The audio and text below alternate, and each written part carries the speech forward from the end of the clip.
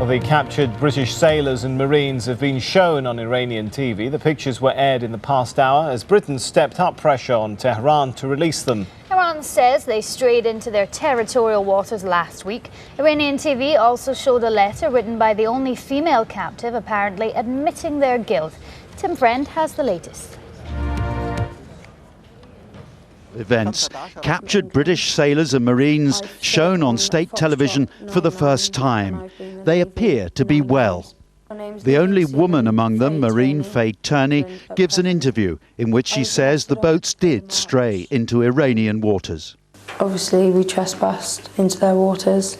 They were very friendly, very hospitable, very thoughtful. Nice people. They explained to us why we'd been arrested. There was no aggression. The British say they now have proof positive that the sailors and Marines were in Iraqi waters. In Parliament, the British Prime Minister was in combative mood. We are now in contact with all our key allies and partners to explain this incontrovertible fact that the seizure of the 15 British personnel was utterly without foundation, and to step up the pressure on the Iranian government to deliver their immediate release. To back up his claim, the Ministry of Defence released the exact coordinates of the British boats, precisely 1.7 nautical miles inside Iraqi territory. The boats remained together throughout. One of them is fitted with global positioning system equipment, which was connected by automatic data link to the Cornwall. And this allowed a continuous readout of the boat's positions superimposed on an electronic chart in HMS Cornwall. The British say the original coordinates supplied by Iran also put the boats in Iraqi waters. These latest developments mean that the government here is keeping up intense pressure on Tehran. One possible route to try to free the captured personnel is to enlist the help of the Turkish government to act as intermediaries. Meanwhile, Britain says it's freezing official bilateral business with Iran until the crisis is over. I've spoken to a number of international partners, including the American Secretary of State, Rice, the Turkish Prime Minister Erdogan, and the Saudi Foreign Minister Prince Saud. We've also been keeping other key international partners informed, and I'm pleased to be able to tell the House that many of them have chosen to lobby the Iranians or to make statements of support. Faye Turney may soon be released, but the fate of the rest of the group is still unclear. Tim Friend, Al Jazeera, London.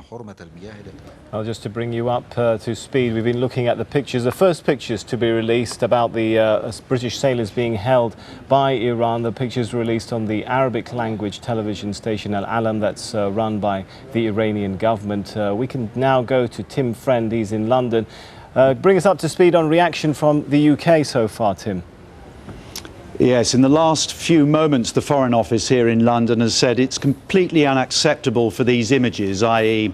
the pictures of Faye Turney and her colleagues, to be shown on TV. There was no doubt, they say, London is sticking to its original story that these personnel were in Iraqi waters, and they now expect immediate consular access to the Britons in Tehran as a prelude to their immediate release. This whole situation has been ratcheted up several notches today. We heard the British Prime Minister there earlier on saying that he was getting on board various countries to support the British contention that the Iranians were totally wrong and out of order on this. The Iranians don't see it that way, and I suspect that in Iran they will say their purpose for putting Ms. Turney and her colleagues on television is indeed to reassure the public and perhaps relatives that they are well and apparently being well cared for and treated well. Tim, looking at the pictures, they're obviously very different from the pictures of British personnel that emerged back in 2004 when we had a similar type of incident. Clearly there's a message in that, isn't there? Yes, my gut feeling here is that these sailors and marines have been the victims of an unfortunate coincidence of political events. We had Iran not long before this incident being sanctioned further at the UN over their nuclear installations, and I think there are points to be made here from both sides in this whole scenario. I suspect we're not going to see cruelty. We will see propaganda points being scored, perhaps by both sides here. But it is a tricky situation because, like all international events like this, they're on a knife edge for a while, and politicians, leaders on both sides will know that they need to play it very, very carefully. At the moment, it still is being played out on the diplomatic front, and I'm sure everyone in Tehran and London hopes it stays that way. All right, Tim Friend, live in London. Thanks for that. Al Jazeera's Ali Reza Ranahi is on the line from Tehran. Ali Reza, why release this footage now? I think it's because mainly Iran announced beforehand, as soon as all the crisis started, that those who have been detained are being treated humanly and in accordance with Islamic values. So this pictures actually shows that Iran has been right, Tehran has been taking care of them, and has not been treating them in a way that could be in accordance with propaganda from the West. And Iran wants to fight back and say, you know, we have our own propaganda, and we will prove that we are good people. Nothing is threatening your soldiers. And what we said about this was true. We are investigating the case, and as soon as the investigation is over, everything will be over. Do we know when the female hostage Faye Turney might be released, and what about the others? What we know for sure is that, because I talked to Iranian Foreign Ministry spokesman a few hours back, and he said that she will be released soon. And when I insisted when exactly, he just said today or tomorrow. And the working hours are over in Tehran at this moment, so most probably it will be tomorrow or very late tonight. But about the rest of them, I asked the Foreign Ministry spokesman, and he said there is an investigation going on. It's a process, and it should carry on until it finishes properly. And then we can think about the release. So it's not clear, but we need to think how long will the investigation go on. Ali Reza Ranahi in Tehran, thank you. Police in Zimbabwe have stormed the offices of the main opposition party, arresting its leader just hours before he was planning a media conference. Morgan Tsvangirai was arrested along with dozens of supporters before police fired tear gas to drive away onlookers. The leader of the leader of the Movement for Democratic Change was later set free with no repeats of the beating that he suffered earlier this month while in police custody. Shireen Tadros has the details.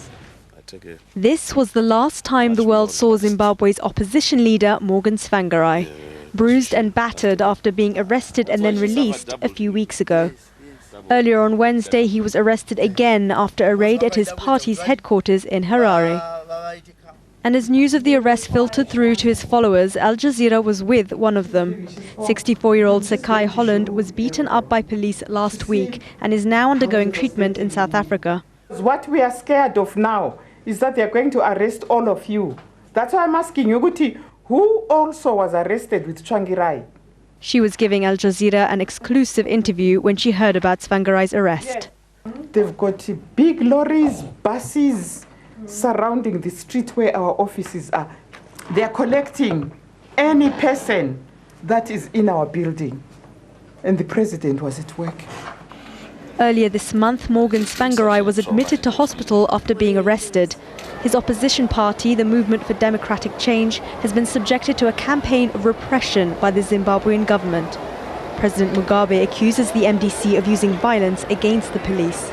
We have always expected this kind of, repression from Robert Mugabe, but this will only make Zimbabweans more determined than before to make sure that this repressive regime is brought to an end.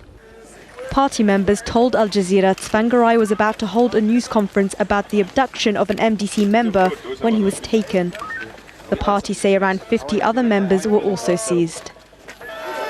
The Mugabe government has come under increasing condemnation in recent weeks over its handling of the political situation. But Harare has warned Western governments not to intervene in its domestic politics. Shireen Tadros, Al Jazeera.